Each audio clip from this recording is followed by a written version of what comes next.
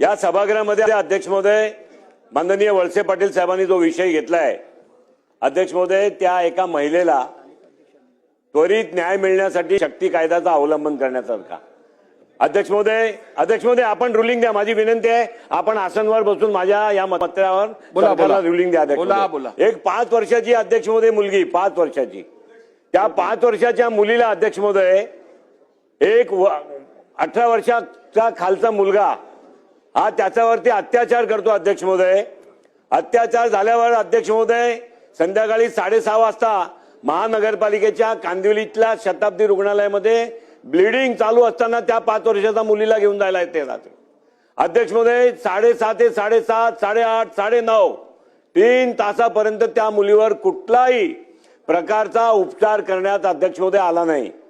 अध्यक्ष महोदय 9:30 वाजता कुपर हॉस्पिटलमध्ये नेण्यासाठी सगळा प्रोटोकॉल म्हणजे पेपर प्रोटोकॉल महापालिकेचा, मेडिकल लिगल केस आहे ना अध्यक्ष महोदय, डॉक्टर अडकायला नाही पाहिजे, मुलीचा जीव गेला तरी चालेल, डॉक्टरना काय अडचण नाही झाली पाहिजे. मेडिकल लिगल केसच्या नावावर 3 तास पेपर वर्क सुरू राहिले. नायर हॉस्पिटलमध्ये अध्यक्ष महोदय बेड बुक करावा लागतो, असं त्यांचं म्हणणं आहे की नायर हॉस्पिटलला बेड बुक करावा लागतो. अध्यक्ष महोदय 1200 बेडची हॉस्पिटल, 5 वर्षात ही अध्यक्ष महोदय अत्याचार झालेली मुलगी, त्याचा अध्यक्ष महोदय ब्लिडिंग सुरू आहे, त्याला रक्तस्राव सुरू आहे, त्याला अध्यक्ष महोदय 3 तासानंतर नायरमध्ये पाठवायची महापालिकेकडनं शताब्दी रुग्णालयामधनं व्यवस्था होते. अध्यक्ष महोदय सिस्टम सुधारायची गरज आहे. अत्याचार झालाय, कायद्याने कारवाई होईल.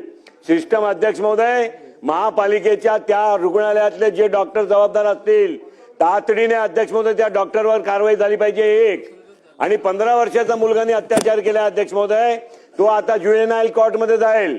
18 वर्षाचा झाल्यावरती त्याचा काय होईल ते आपल्याला माहित नाही, पण त्या पीडितेला अध्यक्ष महोदय न्याय मिळाला पाहिजे. एखादा मुलीवर किंवा महिलेवर वयाचा खालचा असला तरी. सन्मान्य सदस्य योगेश सागरजींनी जी माहिती आज सभागृहात दिलेली आहे ती अत्यंत दुःखनीय आणि चिंताजनक आहे. कायदा सुव्यवस्थेच्या दृष्टीने अत्यंत दुःखनीय अशी बाब त्यांनी आज सभागृहासमोर आणलेली आहे. शासनाने याची गंभीर दखल घेऊन त्वरित उपाययोजना करून अधिवेशन संपण्यापूर्वी या संदर्भातलं निवेदन करावं.